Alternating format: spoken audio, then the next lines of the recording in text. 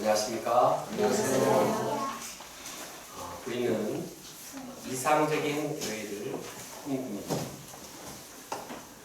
우리가 행복할 뿐만 아니라 하나님께서 정말 기뻐하시는 그러한 교회를 이루기를 원합니다. 그런데 사도행전에 나타난 초대교회가 이러한 이상적인 교회의 모델을 제시하고 있습니다. 본문은 초대교회 성도들의 생활상을 묘사하고 있습니다. 종교개혁자 켈빈은 이 구절에 대해서 말하기를, 이 기록을 보면서도 감동이 없다고 하면 그 사람은 참 무쇠보다도 더 마음이 단단한 것이 분명하다, 이렇게 말하고 있습니다. 그만큼 사도교회, 초대교회의 성도들의 생활은 너무나 감동적인 그러한 모습을 보여주고 있습니다. 이 시간 우리가 이러한 초대교회를 배우기 원합니다. 초대교회 같은 모험적인 교회가 교회를 이루기 위해서 힘쓰는 자들이기를 원합니다. 이를 위해서 나는, 나 자신은 어떻게 해야 할 것인지 우리가 생각해 보기를 원합니다. 첫째, 성도들은 한 마음과 한 뜻이 되었습니다. 본문 이전의 내용을 살펴봅니다. 종교 지도자들은 사도들을 핍박을 했습니다. 핍박을 받는 이러한 상황 가운데서 성도들은 간절히 기도했습니다. 간절히 기도하면서 그들은 성령을 덧입었습니다. 성령을 덧입었을 때 그들은 힘껏 담대히 말씀을 전해드렸습니다. 그전에는 사도들이 주로 말씀을 전했는데, 이제는 모든 성도들이 말씀을 전했습니다. 말씀이 여러 곳에서 여러 사람들 가운데서 전파되었습니다. 이러한 분위기 가운데서 새로운 변화가 일어났습니다. 그것은 무엇입니까? 그것은 믿는 무리가 한 마음과 한 뜻이 된 것입니다. 수만 명의 그 무리가 한 마음, 한 뜻이 되었다는 것은 참으로 놀라운 일입니다. 우리는 이러한 모습을 보면서 와, 정말 멋있다, 와, 정말 부럽다, 이건 기적이다, 놀랍다, 이렇게 감탄을 하게 됩니다. 모든 교회들이 참 수가 적던 그던 한 마음 한 뜻이 되기를 간절히 바랍니다. 우리도 개척할 때부터 얼마나 한 마음 한 뜻이 되기를 간절히 원했습니까? 지금도 우리의 소원은 서로 한 마음 한 뜻이 되는 것입니다. 서로 한 마음이 한 뜻이 되어서 섬기는 교회, 이 교회야말로 가장 아름다운 교회고 모범적인 교회고 복음적인 교회라고 말할 수 있을 것입니다.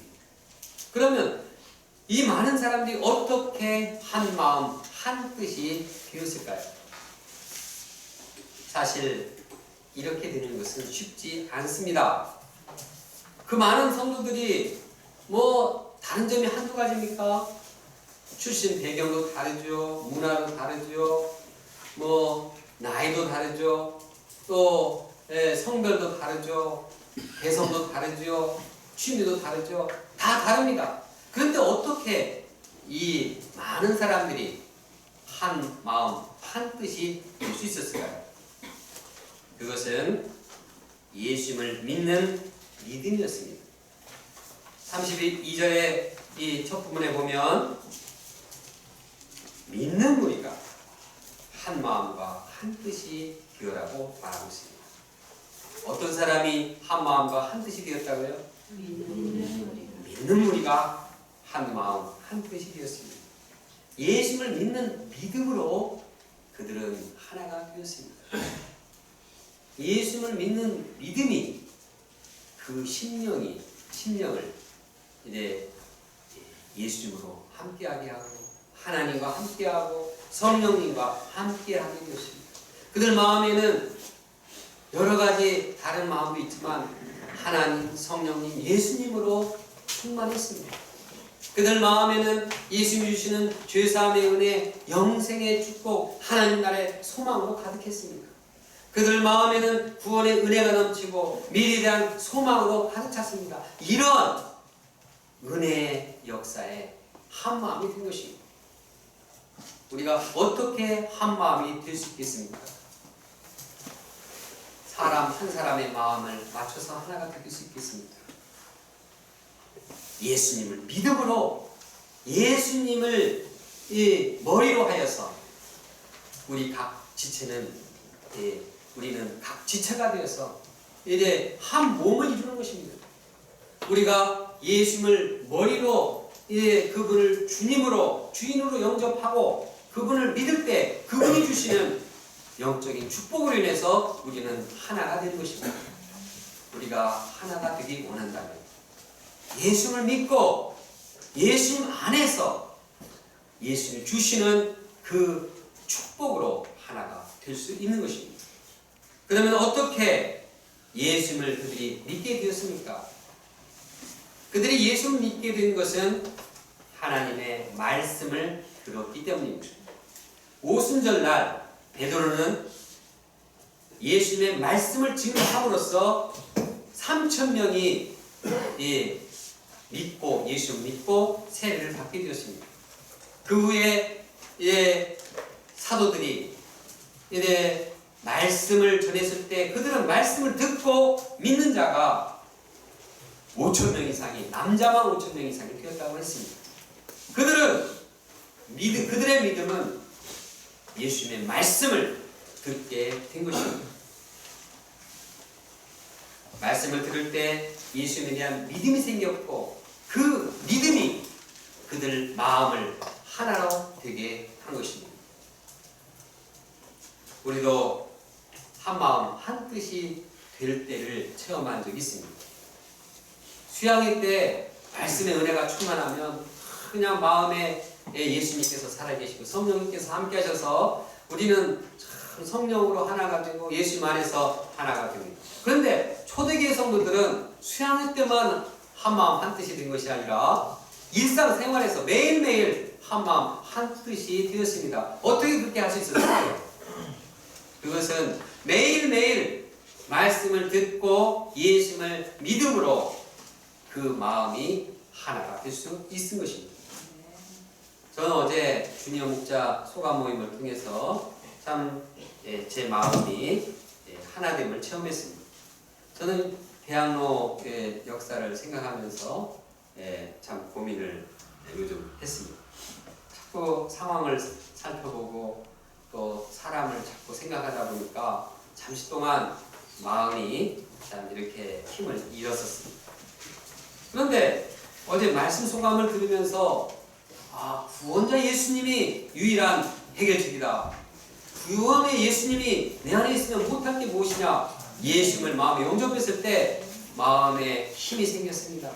그리고 기도하고 열심히 말씀을 증거하면 하나님께서 모든 것을 책임져 주신다는 사실을 확신하고 제 마음을 회개하게 되었습니다. 회개하니까 동역자들 그 마음과 함께 되는 것을 체험을 했습니다. 자세히 보면 우리 프로그램들은 이제 한 마음 한 뜻이 되게 하는데 아주 유익하게 되는 것입니다. 1대1과 그룹 말씀 공부를 하는 것은 이제 우리 한 마음 한 뜻이 되게 합니다. 말씀을 듣고 말씀을 생각하는 가운데 우리가 이제 서로 주님을 믿음으로 한 마음이 되는 것입니다. 또 예배도 우리가 한 마음 한 뜻을 되게 합니다. 예배할 때 찬양을 드리면서 주님을 경배하면서 우리는 한 마음이 됩니다. 예배 프로그램을 보면 우리가 이렇게 함께 모여서 예배 드리는 것은 한 마음 한 뜻이 되기 위해서 이렇게 예배를 함께 모여드리는 것입니다. 그런데 그 내용을 보면 다 하나가 되도록 하기 위한 그러한 내용들입니다. 우리가 사도신경을 고백하는 이유는 그냥 예배 시작할 때 드리는 그런 목적이 아니라 사도신경은 신앙의 핵심 내용을 마음에 새기는 것입니다. 나도 신앙의 핵심 내용을 천지를 창조하신 하나님으로부터 나를 위해서 독생자 주신 이 사랑의 예수님, 십자가에 돌아가신 예수님, 부활의 예수님, 이 복음의 핵심들을 마음에 새기면서 그 마음의 그를 믿음으로 우리가 하나 되기 위한 것입니다. 메시지를 함께 듣는 것도 우리 마음이 말씀을 듣고 하나가 되고 한 뜻이 되기 위한 것입니다. 주기도문을 우리가 함께 드리는 것도 예수님께서 가르치신 그 기도와 그 소망으로 한 마음 한 뜻이 되게 되는 것입니다. 우리는 주일 예배를 볼 때 어찌하든지 우리 마음이 한 마음 한 뜻이 되도록 노력해야 합니다. 딴 데 가면 한 마음이 될 수 없습니다.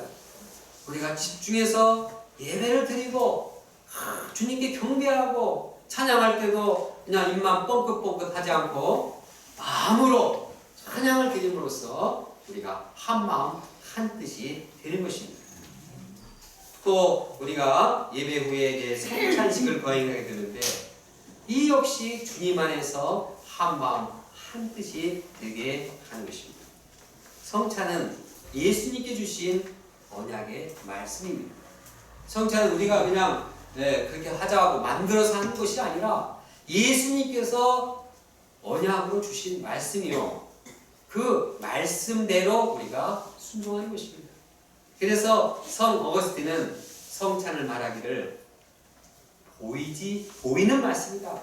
말씀은 눈에 보이지 않지만 성찬은 거행하면서 하나님의 말씀, 예수님의 말씀을 이렇게 체험하는 것이다.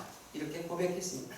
그래서 초대교회는 매일 집에서 이제 떡을 떼면서 성찬을 거행했다고 말하고 있습니다.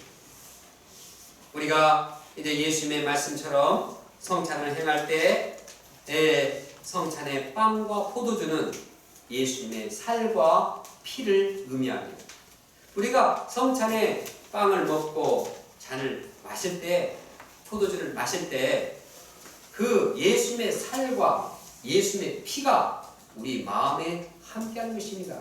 그래서 예수님의 영, 성령께서 우리 안에 거하시는 것입니다. 우리가 예수님과 함께 이제 연합해서 우리 안에 예수님 있고 예수님 안에 우리가 함께하는 것이 성찬입니다. 또 성찬은 예수님과 우리와의 이러한 함께하는 것뿐만 아니라 예수님의 영, 예수님의 살과 피가 각자의 모든 사람 마음 가운데 함께함으로써 우리가 예수님 안에서 하나가 되는 것입니다. 이와 같이 우리가 여러 가지 프로그램을 통해서 일상생활 가운데서 한 마음 한 뜻이 되기를 원합니다. 이것이 사도 초대교회의 이 성도들이 보여준 모범입니다. 어떻게 한 마음 한 뜻으로 할 수 있을 것인가? 우리가 정말 주님의 말씀을 듣고 예수를 믿음으로 성찬을 하며 모든 영적인 일을 할 때에도 예수님의 말을 영접하고 예수님을 믿음으로써 한 마음 한 뜻이 되기를 간절히 원합니다. 네. 둘째, 성도들이 물건을 서로 통용했습니다. 사도들은 큰 권능으로 주 예수의 부활을 증언했습니다. 예수님의 부활을 증언할 때 그들은 마음 가운데 예수님의 부활신앙이 충만했습니다. 그들이 예수님이 부활하신 뿐만 아니라 예수님이 부활하신 뿐만 아니라 이제 성도들 자신도 이제 부활한다는 소망이 생겼습니다. 우리 조원 형제님 예수님의 부활을 믿습니까? 네. 그 예수님의 부활을 믿는다는 것은 나도 부활의 소망을 갖고 이제 살아가는 것을 의미합니다. 그들은 현실만 바라보지 않고 이제부터 영원토록 이 부활의 세계에서 하나님 나라의 영원한 소망을 바라보며 살게 되었습니다. 이러한 주님의 주신 큰 이 부활의 은혜, 내가 부활한다는 소망, 이 부활의 확신이 있으니까 행복했습니다. 그리고 내 성도들이 이래 참 못 먹고 굶주리고 이런 걸 볼 때 참을 수가 없었습니다. 부활의 참 신앙이 마음에 충만할 때 그들 마음 가운데 성도들에 대한 사랑이 생기고 부활의 소망 가운데서 그들을 위해서 아낌없이 드리고자 하는 마음이 생겼습니다. 말씀을 들을 때 그 마음에 은혜가 충만해서 자기 것, 이 자기 애착이 사라졌습니다. 이기심이 사라졌습니다. 그래서 그들은 자기 소유를 자기 것으로만 여기지 않고 이제 함께 나누어서 공동으로 사용하게 된 것입니다. 예를 들어서 자녀들이 친구들을 집에 초청할 때 야, 우리 아버지 집에 가자 이렇게 말하지 않고 야, 우리 집에 가자 그럽니다. 아버지가 야, 이건 내 등기부 등본에 내 이름으로 썼으니까 내 거야. 근데 나 허락받고 써. 찬우 목사님이 집에 들어올 때 야, 너 써 여기다가 빚어 쓰는 거다 이렇게 말하지 않습니다. 그냥 한 가족이니까 한 피를 나눈 이러한 가족이니까 그냥 내 것이 네 것이고 네 것이 내 것이고 함께 이 집을 사용하게 되는 것입니다. 이처럼 우리가 예수 믿고 예수님의 부활의 한 식구가 될 때 우리는 영원한 한 식구인데 그러니까 우리는 영적인 한 가족이니까 그냥 같이 쓰자. 아니 한 가족인데 한 사람은 저쪽 예담에는 쫄쫄 굶고 반석이는 막 이렇게 터지고 이게 말이 안 되겠어. 이처럼 성도들이 같은 형제, 같은 친구로서 이제 한 마음 한 뜻이 되어서 함께 은혜를 나누는 것입니다. 구체적으로 이 어떻게 진행되는지 살펴보겠습니다. 당시에 가난한 자들이 많았습니다. 3장에 나오는 안진뱅이 그 거지가 대표적인 예입니다. 그뿐만 아니라 이제 이방 땅에서 이 예루살렘에 온 많은 사람들이 성령의 은혜를 받고 그냥 가야 되는데 안 갔습니다. 나 은혜 받고 여기서 좀 살고 싶다. 그런 사람들이 많았습니다. 그러니까 이 사람들이 경제적으로 자립할 이 아르바이트를 구하기가 쉽지 않았습니다. 그러다 보니 먹고 사는 것이 어려운 일이었습니다. 이를 본 이제 성도들은 손도 땅에 거했던 사람들은 내 형제가 굶고 내 형제가 가난한 걸 가만히 보고 있을 수 없다. 그래서 자기 밭을 팔고 자기 집을 팔아서 이제 사도들 앞에 다 갖다 놓았습니다. 그러면 사도들이 그 필요한 이 물질을 공급을 했습니다. 가난한 사람들을 구제를 했습니다. 과부들을 또 먹였습니다. 이렇게 함으로써 거기에는 가난한 사람이 하나도 없게 되었습니다. 참으로 사랑이 넘치는 교회가 된 것입니다. 우리도 이제 부활의 소망 가운데 우리가 부활의 은혜 가운데 한 가족으로서 이제 이러한 성도들 위해서 사랑을 베풀기를 원합니다. 우리가 경제적으로 너무 쪼달려서 생활비가 없고 학비가 없고 학교 다녀야 되는데 어렵고 또 병원에 가야 되는데 참 치료비가 없고 이럴 때는 우리가 참 자원해서 서로 사랑을 베풀기 원합니다. 전에 우리 참 어려운 학생들 위해서 장학 기금을 해서 이렇게 활용을 했는데 우리 다시 좀 이것을 다시 회복을 하도록 해야 하겠습니다. 또 우리가 이 같은 성도들뿐만 아니라 이제 믿지 않는 일반인에게도 사랑의 구제를 넓혀가기를 원합니다.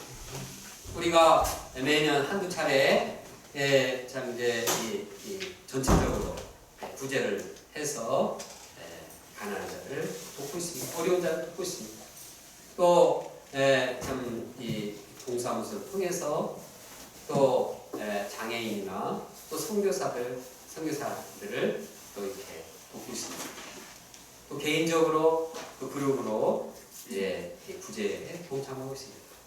이러한 사랑의 역사가 우리 가운데 더욱더 확대해서 우리가 나만 생각하지 않고 다른 사람을 사랑으로 섬기며 베푸는 이런 아름다운 사랑의 공동 공동체가 되기를 간절히 원합니다. 셋째, 바나바는 교회가 하나 되는 일에 모범을 보였습니다. 본문에는 모범적인 이러한 초대 교회를 이루기 위해서 쓰임받는 인물을 소개하고 있습니다. 이렇게 좋은 교회, 이렇게 아름다운 교회, 이렇게 이상적인 교회는 그냥 저절로 이루어진 것이 아닙니다. 거기에는 누군가 쓰임받고 누군가 거기에 기여하는 그러한 사람이 있기 때문에 가능한 것입니다. 본문에는 그 사람을 요셉이라는 바나바를 들고 있습니다. 원래 그의 이름은 요셉이었습니다.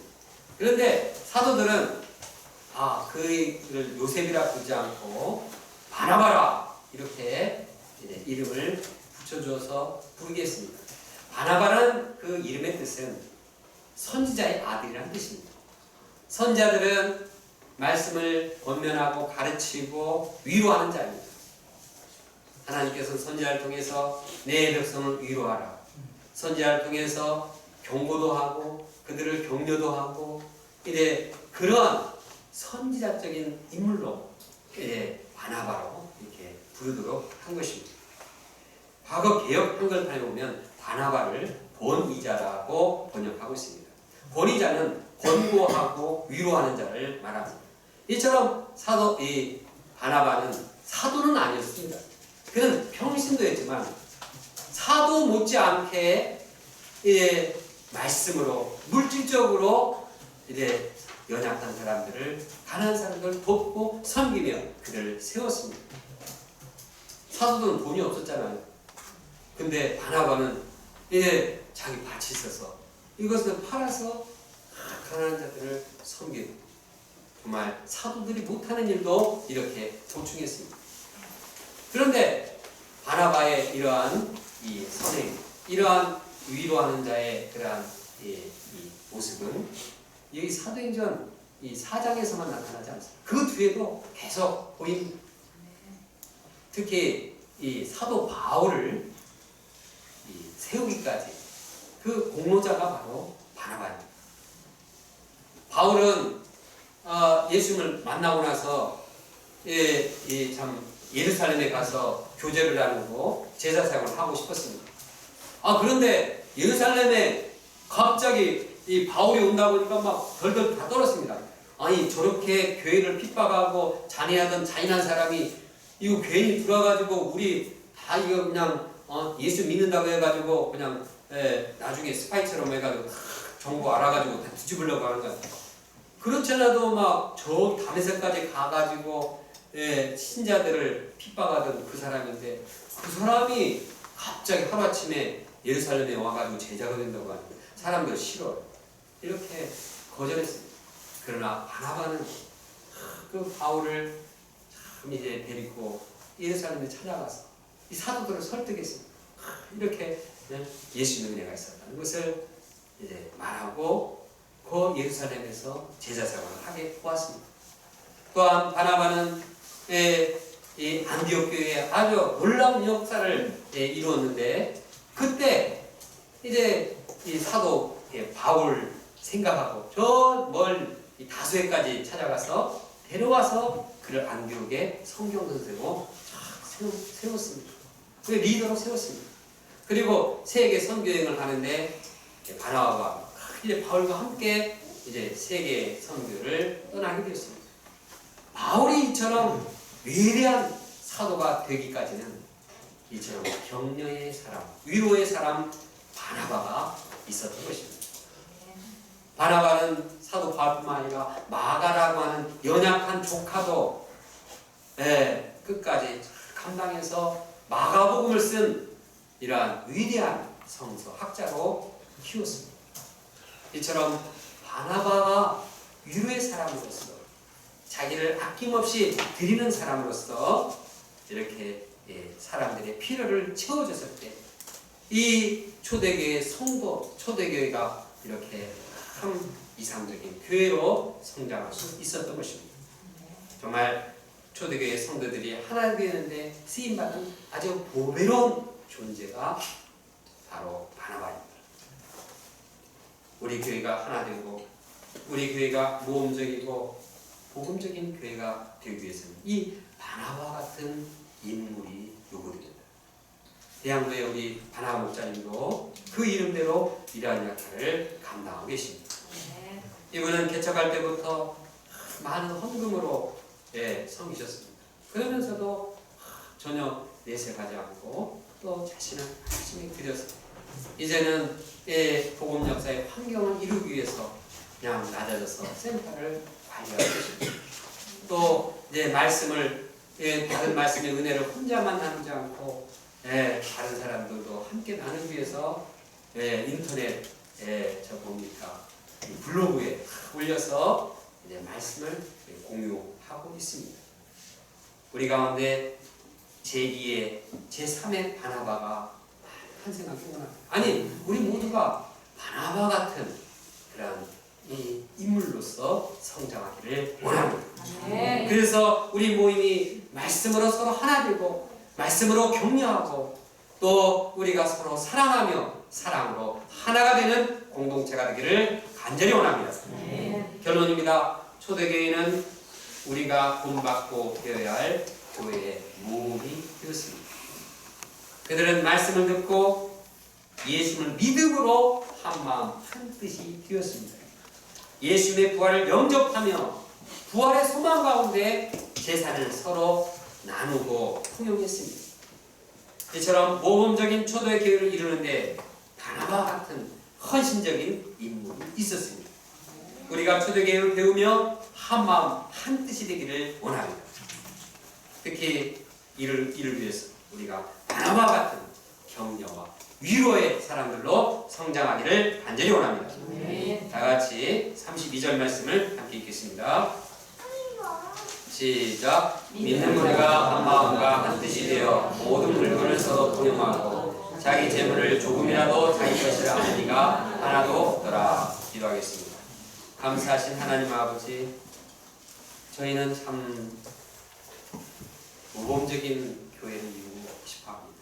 이 가운데에서 이제 주님께 기뻐하고 주님께 영광을 돌리고 주님께서 기뻐하는 공동체, 우리도 그 안에서 정말 행복하고 주님의 은혜를 누리는 공동체가 되기를 간절히 원합니다. 이를 위해서 참 여러 가지 어려움과 여러 가지 참 이러한 이 인간 조건 가운데서 이 자리에 모였습니다. 하나님 아버지, 저희들이 이러한 소원이 이제 응답되기를 원합니다. 먼저 예수님의 말씀 듣고 예수님을 믿음으로써 한마음 한뜻이 되게 도와주셨습니다. 여러 가지 우리가 한마음 한뜻이 되는 것도 있겠지만 정말 우리 마음에 정말 예수님이 함께함으로 예수님을 충만해서 하나님으로 충만해서 우리가 하나님의 마음으로 하나님의 은혜로 충만하게 하나가 되게 도와주셨습니다.